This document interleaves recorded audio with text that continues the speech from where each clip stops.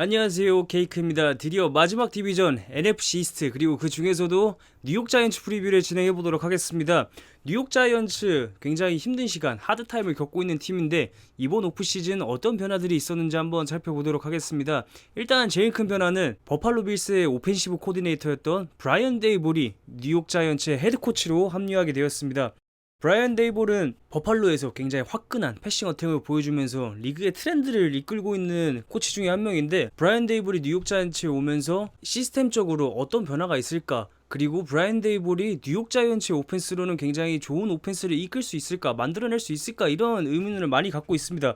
왜냐면은 버팔로에 있을 때는 정말 MVP급의 활약을 보여주는 자시 앨런이랑 쿼터백이 있는데, 그리고 스테판 딕스랑 굉장히 좋은 와이드 리시버가 있는데, 자이언츠는 그렇지 못하잖아요. 지금 현재 쿼터백이 데니얼 존스고, 그리고 스테판 딕스만큼 잘해주는 와이드 리시버가 없기 때문에 브라이언 데이볼이 과연 잘해줄 수 있을까, 이런 의문점들이 굉장히 많습니다. 근데 제가 생각하기에는 지금의 자시 앨런을 만들어낸 게 브라이언 데이볼이고, 그 다음에 브라이언 데이볼에게 시간을 좀 주어준다면은 데니얼 존스 혹은 다른 쿼터백이 온다 하더라도 굉장히 시원시원한 패싱 어택, 그리고 굉장히 좋은 오펜스를 만들어낼 수 있을 거라고 생각을 하고 있습니다. 브라이언 데이볼은 작년, 그리고 재작년부터 헤드코칭 오퍼가 굉장히 많았는데, 제가 생각하기에는 조저지가 왔을 때 조저지가 뉴욕 자이언츠 오는 게 아니고 브라이언 데이볼이 왔어야 됐다고 생각을 하고 있습니다.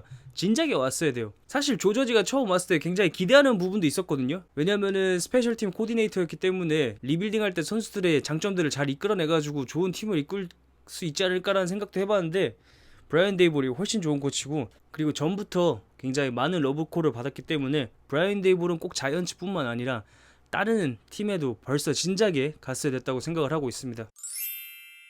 뉴욕 자이언츠의 드래프트 한번 살펴보도록 하겠습니다. 이번 드래프트 뉴욕 자이언츠에 있어서 굉장히 중요한 드래프트인데, 왜냐면은 지금 현재 자이언츠의 스쿼드가 좋지 않기 때문에 이번 드래프트에서 지명한 선수들이 바로 주전이 될 가능성이 굉장히 높고, 그리고 미래의 팀을 이끌 선수들이기 때문에 요번 드래프트 어떤 선수들 드래프트 했는지 한번 살펴보도록 하겠습니다. 1라운드에 2명의 선수를 지명했는데, 일단 첫 번째로 엣지 러셔 케이반 띠보도우를 지명했습니다. 케이반 띠보도우는 에이든 허친슨과 트레이번 워커가 급부상하기 전에, 뭐 급부상이라고 하긴 그렇지만 떠오르고 있기 전에 오히려 넘버원 오버롤 픽으로 많은 전문가들이 뽑았었습니다. 그런데 시간이 지나고 케이반 워커랑 에이든 허친슨한테 밀린 감이 없지 않는데, 그래도 넘버 5 오버롤 픽으로 선택된 굉장히 좋은 엣지 러셔인데, 팔이 굉장히 길고 힘이 진짜 좋습니다.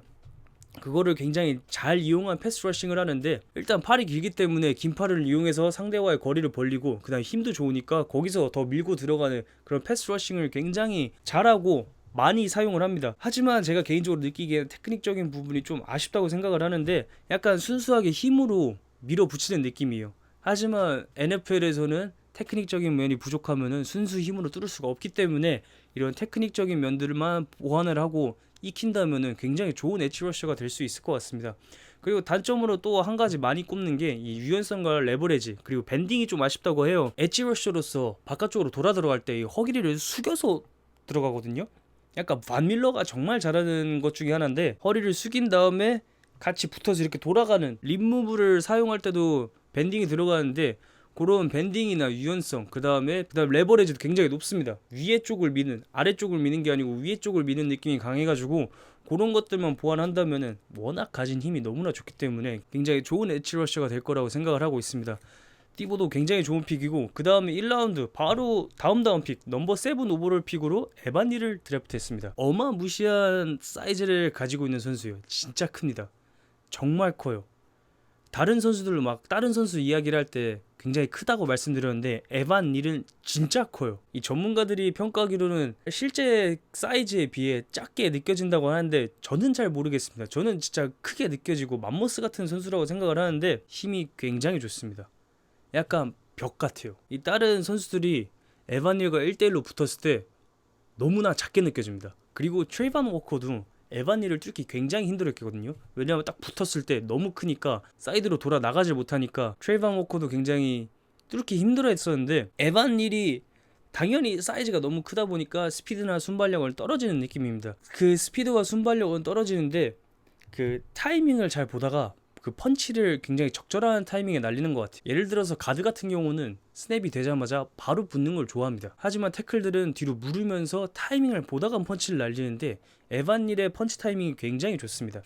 이 펀치를 한번 빵 날릴 때 타이밍 진짜 알맞게 잘 본다. 왜냐면 조금만 늦게 했거나 아니면 조금 더 이르게 했다면은 이거 뚫렸을 수도 있겠는데, 혹은 상대가 기술 들어와가지고 밀렸을 수도 있겠는데 하겠지만 에반 닐이 약간 타이밍 잘 재고 있다가 적절할 때 딱 펀치를 날린 느낌이어서 너무나 좋은 태클이라 생각을 하고 있는데, 캐롤라이나가 드래프트한 이케미 카누 같은 경우는 팬케이크를 정말 많이 한다고 말씀드렸습니다. 팬케이크 아티스트라고도 많은 사람들이 이야기를 하는데, 이 카누가 약간 화려한 느낌이라면은 에반 닐은 약간 국밥 같은 느낌이 있습니다. 막 화려하게 팬케이크를 하거나 아니면 막 뛰어가가지고 상대를 날려버리거나 이런 느낌은 아니지만 딱 묵직하게 있다가 뻥 한 대 날려가지고 딱 맞고 약간 든든한 느낌이 있기 때문에 에반 닐이 훈련을 통해서 이 순발력, 이 스피드는 어쩔 수 없더라도 순발력, 풋워크라도 조금만 더 가다듬고 키운다면은 리그에 정말 좋은 태클이 될 수 있을 거라고 생각을 하고 있습니다. 그 다음에 2라운드에 와이드 리시버 완데일 로빈슨을 지명했습니다. 로빈슨은 굉장히 발이 빠른 선수고요. 그 다음에 가제트 플레이어라고 볼 수 있어요. 이 가제트 플레이란 약간 트릭 플레이 혹은 재미진 플레이들을 많이 얘기하는데, 세인츠의 쿼터백 테이섬 힐이 와이드 리시버로 나온다던가 아니면 러닝백으로 나온다던가 뭐 이런 가제트 플레이라고 하는데, 완데일 로빈슨이 스피드가 워낙 좋기 때문에 예전에 테이반 어스틴 느낌처럼 혹은 테이섬 힐, 쿼터백은 아니지만 테이섬 힐처럼 트릭 플레이, 재미진 플레이를 많이 만들어낼 수 있을 것 같습니다. 그리고 트릭 플레이와 더불어서 스크린 패스에 굉장히 많이 활용이 될 것 같고요. 사이즈가 작기 때문에 당연히 점프볼, 경합볼 이런 쪽에서는 굉장히 약한 모습을 보이고 있습니다. 그리고 3라운드에 또 한 명의 라인맨 좌슈어 에주드를 지명했습니다. 에주드는 굉장히 좋은 풋워크와 빠른 발을 가진 선수인데, 뭐 스크린 플레이, 풀링도 좋고 혹은 존런에서 2선으로 넘어가는 것도 좋고, 그 다음에 패스 블로킹 할 때 딱 붙었을 때 발 계속해서 굴려주면서 상대를 앞에 두는 것도 좋은데, 단점이 한 가지 있다면은 이 손의 위치가 너무나 안 좋습니다. 이 겨드랑이 밑에 혹은 패드 밑에 딱 붙어줘야지 상대가 뭔가 기술을 하기 힘든데, 너무 바깥쪽으로 간다거나 혹은 펀치 타이밍이 너무 느려가지고 상대가 이미 자신의 몸을 지배한 상태가 된다거나 손기술, 테크닉적인 부분이 많이 아쉬운 선수인데, 그리고 또 한 가지 아쉬운 느낌이 있다면은 사이즈는 굉장히 좋은데 사이즈에 비해 힘을 못 쓰는 것 같습니다. 하지만 그거는 웨이트를 통해서 보완할 수 있는 부분이어가지고 빠른 발은 타고난 거니까 이 장점을 잘 살려가지고 좋은 가드가 되었으면 좋겠습니다. 그리고 마지막으로 알아볼 선수는 코너백 콜데이 플랫인데, 굉장히 큰 키와 긴 팔을 가지고 있습니다. 코너백이 184면 굉장히 좋은 키를 가졌다고 볼 수 있는데, 팔도 진짜 길어요. 정말 부럽습니다. 저는 팔이 짧기 때문에, 진짜 팔이 짧기 때문에 이 긴 팔을 가진 선수를 굉장히 부러워하는데, 전문가들과 팬들이 평가하기에는 커버리지가 좋다고 이야기를 합니다. 근데 저는 잘 모르겠어요. 이 다른 유튜버들이 콜데이 플랫을 평가한 영상을 여러 가지도 많이 보고 경기 테이프도 몇 개 보긴 했는데, 제가 느끼기에는 커버리지가 좋다고 느껴지지 않습니다. 왜냐면은 커버리지를 할 때 리시버와의 거리가 너무 멀어가지고 저는 이게 정말 좋은 커버리지라고 볼 수 있을까라는 생각이 들어요. 그렇기 때문에 저는 개인적으로 좋은 선수인지는 모르겠으나 또 리그에 들어와서는 어떻게 될지 모르는 거기 때문에 이 긴 팔을 이용해가지고 또 커버리지를 보여줄 수 있는 거고 빅플레이를 만들어낼 수도 있는 거고요. 그리고 또 한 가지 더 이야기를 해보자면, 너무 말랐습니다. 진짜 말랐어요. 요 부분은 전문가들도 그리고 팬들도 웨이트를 해가지고 몸을 키울 필요가 있다고 이야기를 합니다. 그냥 지금 유튜브 혹은 구글에다가 콜데이 플랫 검색하시면 정말 얼마나 말랐는지 보실 수 있을 거예요. 하지만 그 부분도 이제 프로틴 많이 먹고 웨이트 많이 하면은 벌크업을 할 수 있는 거기 때문에 그 부분 보완한다면은 큰 키와 긴 팔을 이용해서 어떤 코너백으로 성장할지 그것도 기대하고 있습니다. 자이언츠의 뎁스 차트 오펜스부터 보도록 하겠습니다. 막 좋지 않은데 그래도 기대해볼 점이 라인맨들이 좋습니다.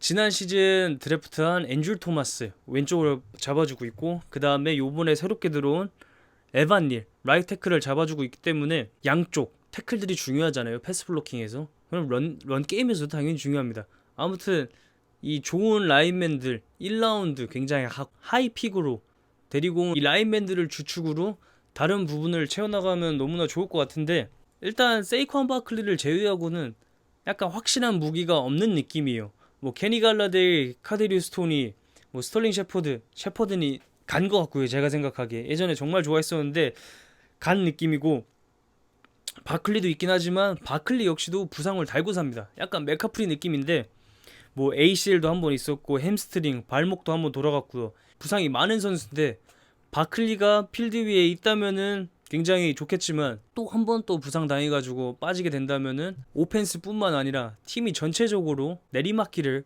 걷지 않을까 싶습니다. 한 가지 기대해 볼 만한 점은 브라이언 데이볼이 합류하게 되면서 데니얼 존스와 케미를 만들어낼 수 있을지, 그거 한번 기대해보고 있습니다. 그 다음에 디펜스 한번 살펴보도록 하겠습니다. 디펜스 역시도 굉장히 큰 기대를 하긴 어렵지만 라인맨들이 좋습니다. 그리고 패스러셔들이 굉장히 좋습니다. 이 디펜시브 엔드 레널드 윌리엄스는 나날이 성장하는 느낌이에요. 뉴욕 제츠에서 자이언츠로 넘어갈 때 딱 그 정도까지의 선수인가 보다, 더 큰 활약을 기대하기는 어렵다 생각했는데 자이언츠에 오고 난 이후로도 나날이 발전을 하고 있어서 굉장히 놀라웠던 선수고요.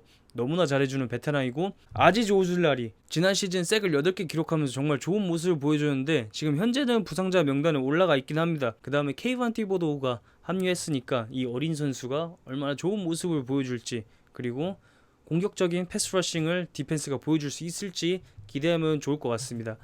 사실 디펜스도 크게 기대하기는 어렵습니다. 여기까지 뉴욕 자이언츠 프리뷰 한번 진행해봤는데요.